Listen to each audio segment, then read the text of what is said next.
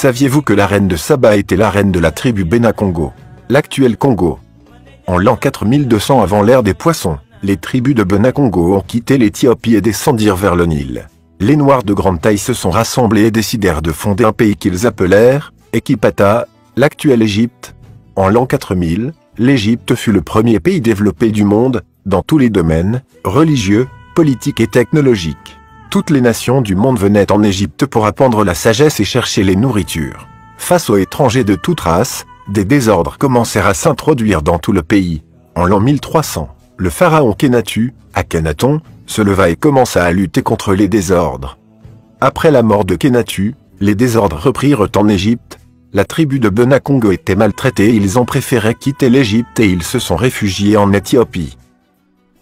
En l'an 960, la reine Makanda Saba, reine de Saba, de la tribu de Bena-Congo se maria avec le roi Salomon d'Israël.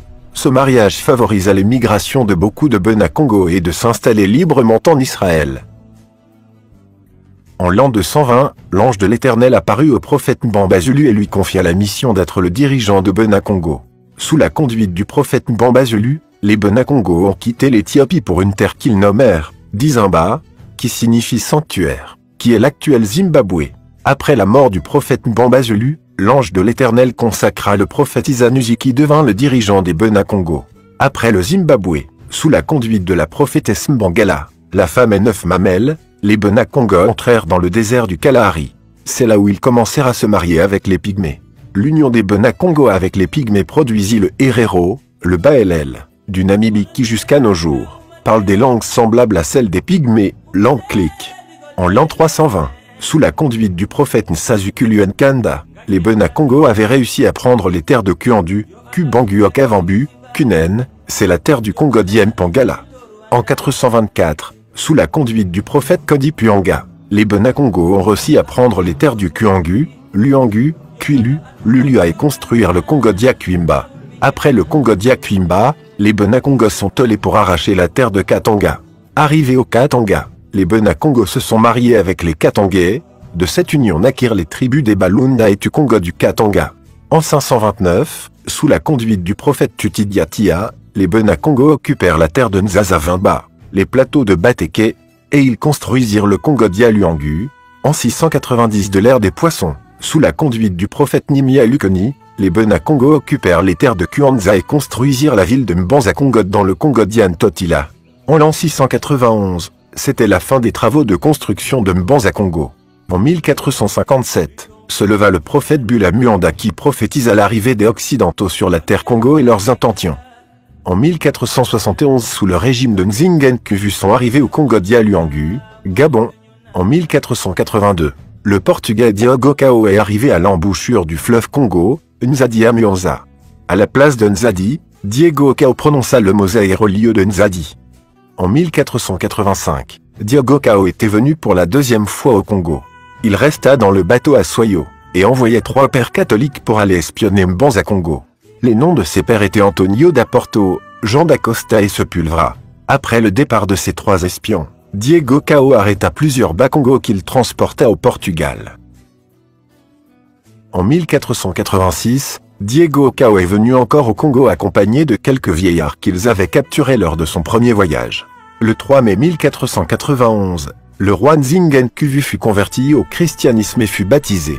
Tous les Bakongo qui reçurent Jésus dans leur vie se rassemblèrent derrière Envan Benzinga, fils du roi Nzingen Kuvu, et ceux qui défendaient la religion Congo de se rassembler derrière Mpanzu Nzinga, fils du roi Nzingen Kuvu. En 1506, le roi Nzingen Kuvu trouva la mort. En 1518 à Rome le pape Léon X consacra Lukoni Nzinga étant premier évêque africain catholique. Lukoni Nzinga était fils du roi Mvan Benzinga. Le 26 août 1641, les soldats hollandais sous l'égide du général Conley Hendrik ont attaqué le royaume Congo et l'arracha des mains de Portugais. Le 14 octobre 1641, les Hollandais ont occupé la ville de Mbanza-Congo. En 1654 le père Jérôme de Montezarchio en promenade au Congo d'Yaembe rencontra pour la première fois Makoko. Après quelques démonstrations du Makoko, le père Jérôme dit « J'ai vu Makoko avec mes yeux, l'homme qui a la puissance de se transformer en fourmi ou en toute chose qu'il veut. » De 1702 jusqu'en 1706 le grand archange du Congo consacra la prophétesse Kimpavita. Celle-ci avait réussi à réveiller tous les Bakongo et a rebâti la ville de Mbanza-Kongo et elle s'inspira et commença à combattre la religion occidentale sur la face du territoire congolais. Les soldats portugais sous l'ordre de l'église catholique, le père Lorenzo da Luca et le père Bernardo da Gallo ont arrêté la prophétesse Kimpavita et la brûlèrent vivante le 2 juillet 1706.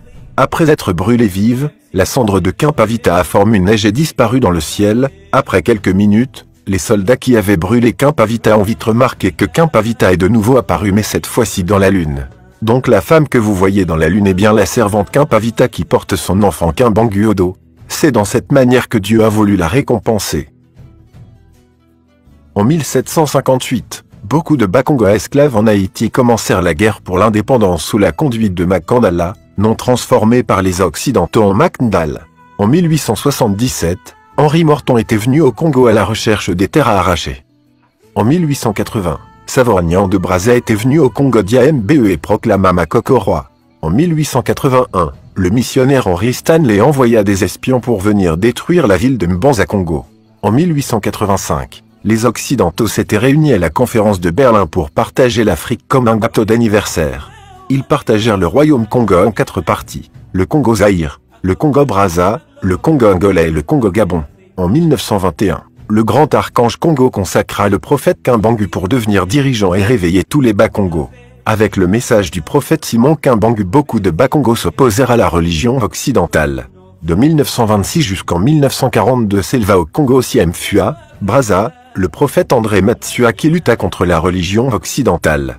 En 1933 le grand archange Congo consacra le prophète Maté Muanda pour diriger les Bangunza et lutter contre la religion occidentale sur la terre Congo.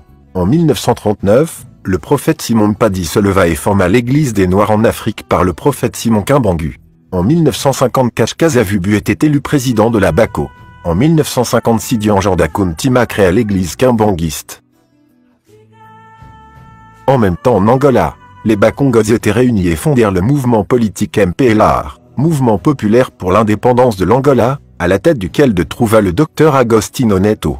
En 1958, Uluka Nkongole est élu président au Congo-Brazza.